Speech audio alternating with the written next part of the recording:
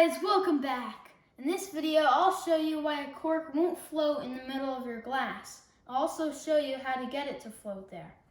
Subscribe and make sure you watch until the end because I have another video that I think you should watch. What you need to do this is a glass of water with about 3/4 the way or halfway.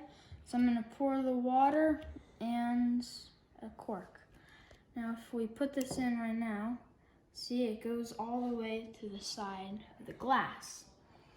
And that's because the cork floats on the water, so it wants to go to the highest place it can be. And the surface tension of the water makes it go slightly higher on the sides. But then, if we pour in more water all the way to the top, so it's almost overflowing, and the surface tension is going up in the middle, so the cork will float there.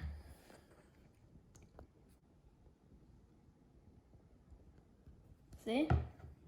Alright guys, thanks for watching. If you like this video, make sure you check out these two right here, and I'll see you in the next one. Bye!